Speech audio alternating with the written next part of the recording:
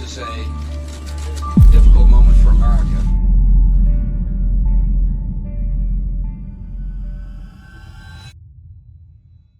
« 11 septembre 2001, le monde s'arrête. 2 avions frappent les tours jumelles, un autre percute le Pentagone et un dernier s'écrase en Pennsylvanie. Près de 3000 morts et des images gravées à jamais dans la mémoire collective.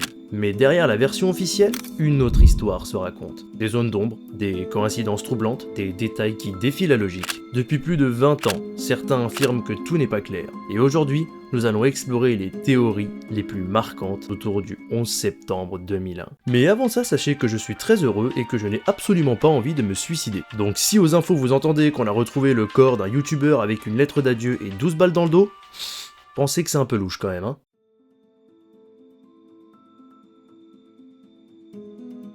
Quand les avions percutent les Twin Towers, il n'a pas fallu attendre très longtemps pour qu'elles s'effondrent. Des pompiers et même des journalistes affirment avoir entendu des explosions à répétition juste avant la chute, comme des boum, boum. Les images montrent un effondrement vertical, régulier, presque parfait, comme si la démolition était contrôlée. D'ailleurs, les pompiers de New York eux-mêmes contestent la théorie officielle de l'effondrement, uniquement par la fragilisation des structures métalliques suite à la combustion des avions. Ils disent qu'il y a eu autre chose. We was in the lobby and the third explosion, the whole lobby collapsed on us. What was it like? What was it like? Horrible. It's Like hell. You don't want to know. The whole building just collapsed on us inside the lobby. Is that a secondary explosion? Yes, it was. That was the Yeah, definitely secondary explosion. On sait qu'un avion avec un kérosène en feu ne peut atteindre qu'environ 700 degrés. Or, la structure métallique des Twin Towers ne peut fondre qu'à 1000 degrés. Merci Wikipédia. Par conséquent, elles ne peuvent pas s'effondrer uniquement sous l'impact et la chaleur de ces avions. En tout cas, ça ne suffit pas. Mais alors, pourquoi se sont-elles effondrées? Et il y a une autre explication, beaucoup plus sombre. Les tours auraient été minées à l'aide d'explosifs dans chaque étage. Un des pompiers, Louis Caccioli, qui faisait partie des premiers à avoir pénétré les tours, a déclaré dans un journal américain, je cite, « Je conduisais mes hommes en ascenseur jusqu'au 24e étage pour évacuer les employés. Et lors de notre dernier voyage, une bombe a explosé. On pense qu'il y avait des bombes dans le bâtiment. » Ce qui soulève la question, pourquoi y aurait-il des bombes au sein des tours jumelles? Une théorie dit que les autorités américaines, en très étroite collaboration avec le gouvernement israélien, auraient élaboré de faux attentats sous faux drapeau le 11 septembre 2001, afin qu'aux yeux du monde entier, l'attentat semble indiscutable. Ainsi, le gouvernement américain pourrait justifier auprès de son peuple et du monde entier la guerre en Irak. Et si vous trouvez cette théorie pour le moins intrigante, attendez de voir la suivante.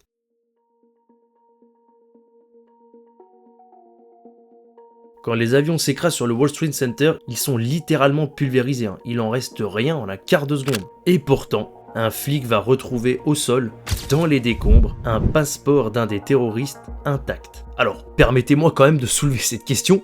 Comment on a pu retrouver un passeport d'un des terroristes alors qu'on n'a même pas pu retrouver les corps? Et en plus intact. Il est fait en quoi le passeport, sérieux? À moins que le mec il a baissé la fenêtre de son cockpit, tu sais, il a genre balancé son passeport, tu sais, avec un petit message pour les enquêteurs du genre pour vous aider dans votre enquête, rendez-vous en Irak, bisous. Après du coup forcément ça met le doute, je veux dire, quand on n'a pas retrouvé les corps, comment voulez-vous qu'on retrouve un passeport? En vrai, foutage de gueule.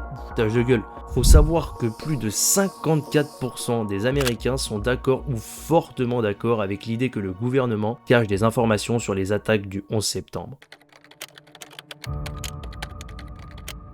Les terroristes qui ont détourné les avions n'étaient pas vraiment connus pour être des pilotes expérimentés. Mais les mecs, ils ont pourtant réussi à piloter des Boeing 757 et à les faire percuter précisément sur leur cible. Je veux dire, c'est qui ces mecs? C'est Abdel Top Gun qui pilotait le Boeing? Faut savoir que c'est pas possible en fait. Je sais pas si vous y connaissez en pilotage, mais maintenir une telle vitesse et percuter précisément les tours, c'est presque impossible. Même des pilotes de ligne affirment que ces manœuvres auraient été extrêmement difficiles, voire impossibles. Surtout dans ces conditions. Alors j'étais pilote et je pilotais à ce moment-là un des types d'avions qui est rentré, donc le Boeing 767 qui est rentré dans la tour. On a essayé de le refaire au simulateur pendant des heures et des heures et des heures. On n'a jamais réussi à prendre une tour. Quand on est en altitude, de descendre à un certain point pour aller en toucher un autre, parce qu'il faut moduler son angle de descente. En plus, ils étaient en virage, donc il faut savoir que plus tu vas vite, plus ton radius va être long, moins tu vas vite, plus tu peux tourner court. Et les types étaient en descente et en virage pour aller choper un truc pas si large que ça. Ils étaient très expérimentés. Mais ils l'étaient pas, puisqu'ils sortaient du Cessna, les mecs. Bon, là les gars, franchement, c'est sombre. Pourquoi? Parce qu'en fait là, il est où l'avion? Il y a presque aucun débris. Eh les gars, un Boeing 757 c'est plus de 100 tonnes. 100 tonnes. Comment un tel appareil aurait-il pu presque entièrement disparaître? Éclairez-moi. Vous savez ce qui est assez marrant? C'est qu'il y a peu d'images en plus. Le Pentagone, c'est pas censé être genre l'un des bâtiments les plus sécurisés des États-Unis. Donc du coup, il est pas censé avoir beaucoup de caméras. Mais bon, apparemment, il y en a autant que le Auchan à côté de chez moi, quoi. Après, ça parle de complotisme. Je suis désolé, les gars. Je veux dire, permettez-nous d'être sceptiques. Enfin bref. Je crois qu'on a fait à peu près le tour, hein. Je vais pas trop m'étendre sur les messages cachés qui pullulent sur les réseaux du genre dans les films, les séries, les Simpsons qui montraient genre des messages cachés, genre ils avaient prédit le truc. Enfin, prédit. Ou Larry Silverstein. Mais si, vous savez, le milliardaire qui avait des bureaux au Wall Street Center à l'époque, dont les excuses de son absence le jour des attentats sont devenues un mime sur le net. I was home. Ou genre l'application d'Israël. Hein. Franchement, le même jour des attentats, il y a une femme qui témoigne avoir vu un groupe d'hommes de nationalité israélienne danser et célébrer pendant que les tours s'effondraient. Et ils ont été arrêtés les mecs, hein. Mais l'affaire n'est pas allée plus loin. Hein. Voilà. Bon bref, si vous avez kiffé les gars, bah, lâchez les petits likes, abonnez-vous, c'est gratos, et surtout n'oubliez jamais, ne soyez pas des moutons.